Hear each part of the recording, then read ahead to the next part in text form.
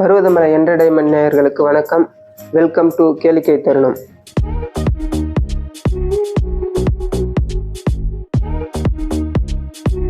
இன்னைக்கு நம்ம பார்க்க போகிற கதை பார்த்தீங்கன்னா, முயற்சி செய்யாதவனுக்கு யாருமே ஹெல்ப் பண்ண மாட்டாங்க. ஏன் அந்த கடவுள் கூட ஹெல்ப் பண்ண மாட்டார். பட்டியந்தல்னு ஒரு அழகான கிராமங்க. அந்த கிராமத்தை சுற்றி மலைகள், பயிர் எல்லாமே செழிப்பாக கண்ணுக்கே விருந்தளிக்கக்கூடிய வகையில் அந்த ஊர் இருந்ததுங்க. அந்த ஊரில் பார்த்தீங்கன்னா கார்த்தின்னு ஒரு பையன் இருந்தான். அவன் பார்த்தீங்கன்னா ரொம்ப நல்ல பையன்.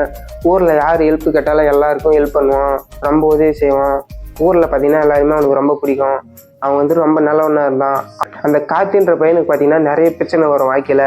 ஆனால் அவன் எதுவுமே சொல்யூஷன் தேடி போகாமல் எல்லாமே நம்ம கடவுள் பார்த்துக்குவாரு, நம்ம தான் இவ்வளோ நல்லவனாக இருக்கிறோமே அப்படின்னு ஒரு மூட நம்பிக்கை வச்சுருந்தான்.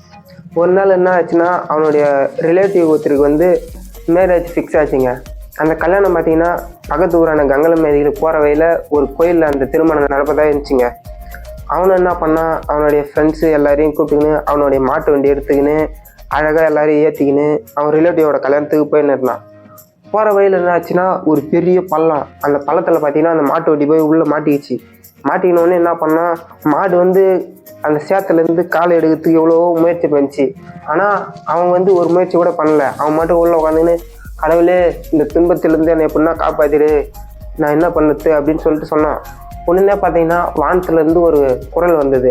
நீ எந்த முயற்சியுமே பண்ணாமல் டேரெக்டாக என்னை ஹெல்ப்பு கூப்பிட்ற, உனக்கு நான் என்ன ஹெல்ப் பண்ணுறது, நீ எதுனா முயற்சி பண்ணால் தான் உனக்கு நான் ஹெல்ப் பண்ண முடியும், இல்லைனா நான் என்ன ஹெல்ப் பண்ணுறது அப்படின்னு அந்த குரல் சொல்லிச்சு. உடனே அவன் என்ன பண்ணால், அவன் ஃப்ரெண்ட்ஸுங்கெல்லாம் கீழே இறக்க சொல்லிட்டு மாட்டு வண்டி அவன் ஒரே ஆள் பார்த்தீங்கன்னா தூக்கினே முயற்சி பண்ணினே தான் இருந்தான். அந்த மாடை அதட்டி எப்படியோ சேத்துலேருந்து வெளியே எடுத்துட்ட பிறகு அந்த குரல் சொன்னது, நீ எதுனா முயற்சி பண்ணால் மட்டும்தான் யாராக இருந்தாலும் உனக்கு ஹெல்ப் பண்ணுவாங்க, நீ எந்த முயற்சியுமே பண்ணாமல் உனக்கு யார் ஹெல்ப் பண்ணுவாங்க. இதுலேருந்து என்ன தெரியுதுன்னு பார்த்தீங்கன்னா, வாழ்க்கையில் எதுனா முயற்சி பண்ணால் மட்டும்தான் சுற்றிக்கிறவங்களாக இருந்தாலும் சரி, கடவுளாக இருந்தாலும் சரி, இயற்கையாக இருந்தாலும் சரி, எதுவாக இருந்தாலும் உங்களுக்கு ஹெல்ப் பண்ணும். எந்த முயற்சியுமே செய்யாமல் நான் நல்லவனாக்கிறேன், எனக்கு எல்லாமே நல்லதே நடக்கும் அப்படின்னு நினச்சா அவங்களுக்கு ஒரு பிரயோஜனம் இல்லை. எதுவாக இருந்தாலும் முயற்சி பண்ணால் மட்டும்தான் வாழ்க்கையில் வெற்றி செய்ய முடியும். வணக்கம், இது கேளிக்கை தருணம்.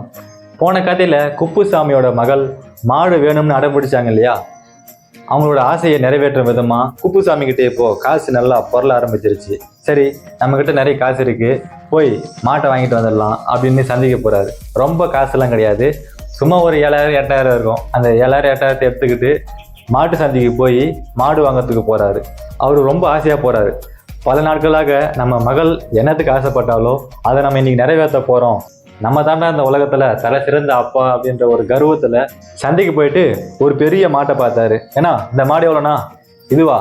40,000. 40,000மா? வேணாம் வேணாம் வேணாம், எனக்கு வேணாம். இது எவ்வளோ? 30,000. 30,000மா? வேணாம் வேணாம் வேணாம். இந்த மாடு எவ்வளோ? அது 25,000பா. 25,000மா? இல்லை வேணாம் வேணாம் வேணாம். ஏன்னா இந்த கணுக்குட்டி எவ்வளோண்ணா? இது 30,000பா. என்னது 30,000மா? இந்த சின்ன கணுக்குட்டி 30,000மா?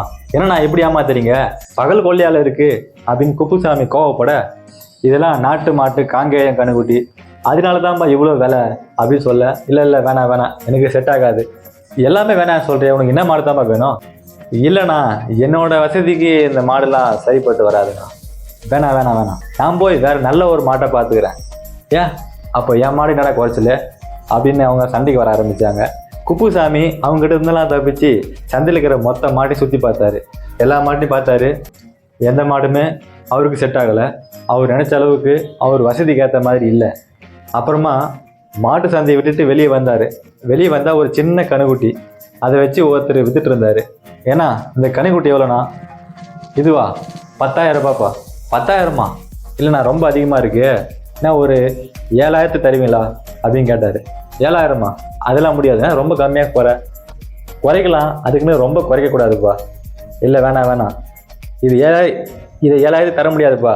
ரொம்ப நேரமாக குப்புசாமியும் மாட்டு வியாபாரியும் பேரம் பேசிகிட்டு இருந்தாங்க.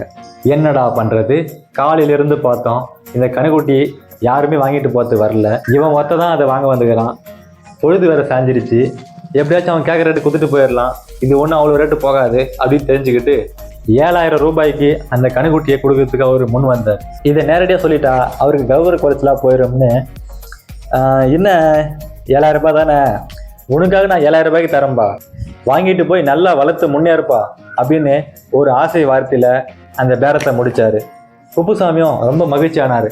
அப்போ அடா, ரொம்ப நாளா நம்ம ஆசைப்பட்டிருந்த ஒரு விஷயம் இப்போதான்ப்பா கிடைச்சிருக்கு. நம்ம பொண்ணு மட்டும் இந்த கணுக்குட்டியை பார்த்தானா எவ்வளோ சந்தோஷப்படுவா. ரொம்ப வானத்துக்கும் பூமிக்கு குதிச்சிட்டு இருந்தாரு. ஏம்பா, ஏய் என்ன யோசிச்சுட்டு இருக்க? காசை கொடுத்துட்டு கணுக்குட்டி ஓட்டிட்டு போ. தோத்தோ ஏறினா இந்தாண்ணா, இதில் 7000 இருக்கு, கொடு. அதான் தெரியுமே, அதான் சொல்லிட்டு இல்லை அப்போவே, ஓட்டிட்டு போக மாட்டேன் அப்படின்னு சொல்லி அந்த கணுக்குட்டியை குப்புசாமி கிட்ட கொடுக்க, குப்புசாமியும் அந்த கணுக்குட்டி கையில பிடிச்சி ஓட்டிட்டு போயிட்டு இருந்தாரு. இந்த கணுக்குட்டியை மட்டும் நம்ம பொண்ணு பார்த்தா எவ்வளோ சந்தோஷப்படுவா அப்படின்னு நினைச்சு பார்த்துட்டே வந்துட்டு இருந்தாரு.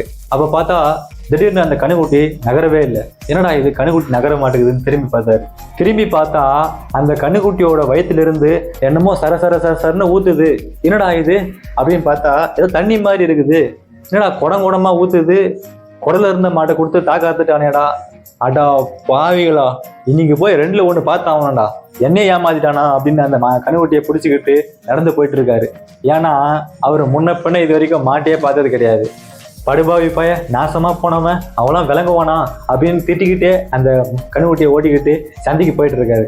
சந்தையை போய் அவன் இருக்கானா இல்லையான்னு பதட்டத்துல போய் பார்த்தா அவன் அங்கதான் இருக்கான். போய், ஏன்பா என்ன கணுக்குட்டி கொடுத்துருக்க? உன் கணுக்குட்டியப்பா நீயே வச்சுக்கப்பா. ஏன் என்னாச்சு? என் கணுக்குட்டி என்னப்பா ஆச்சு? இங்க பாருப்பா, குடல இருந்து வயிற்றுல இருந்து என்னமோ ஊத்துது. குடல இருந்து வயிற்றுல இருந்து ஊத்துதா? யோ, இது காளை மாட்டு கணுக்குட்டியா? என்ன கோமியம் போயிருக்கோம், அதுக்கு போய் இவ்வளோ பேச்சு பேசிட்டு இருக்க அப்படின்னு கேட்டாரு. நீ முன்ன பின்ன மாட்டை பார்த்துருக்கியா? இல்லைங்க, இப்போதாங்க மாதிரியா மாட்டை வளர்க்கறதுக்கு கூட்டிட்டு போயிட்டு இருக்கேன் அப்படின்னு சொன்னாரு. யோ, அறிவு கேட்டவங்க, கூட்டிட்டு போயா. குப்புசாமி சிரிச்சுக்கிட்டு அந்த கணுக்குட்டியை கூட்டிக்கிட்டு வீட்டுக்கு போயிட்டாரு. போன கதையில குப்புசாமியோட மகளோட முட்டாள்தனத்தை பார்த்தோம். இப்போ குப்புசாமியோட முட்டாள்தனத்தை பார்த்துருப்பீங்க. இது மாதிரி மக்கள் அறியாமையில செய்கிற நிகழ்ச்சிகள் தான் நகைச்சுவையா வந்து முடிகிறது அப்படின்னு உங்களுக்கு புரிஞ்சிருக்கும். இதே மாதிரி பல்வேறு நகைச்சுவை கதைகளை நம்மளோட கேள்விக்கை தருணம் நிகழ்ச்சி தினமும் காலை 8 மணிக்கு நம்ம சேனல்ல வந்துட்டே இருக்கோம். இது போல பல கதைகளை நீங்க பார்த்து அனுபவிக்கலாம். இந்த கேள்விக்கை தருணம் நிகழ்ச்சி தினமும் நம்ம சேனல்ல காலையில் 8 மணிக்கு வெளியாகும். காண தவறாதீர்கள்.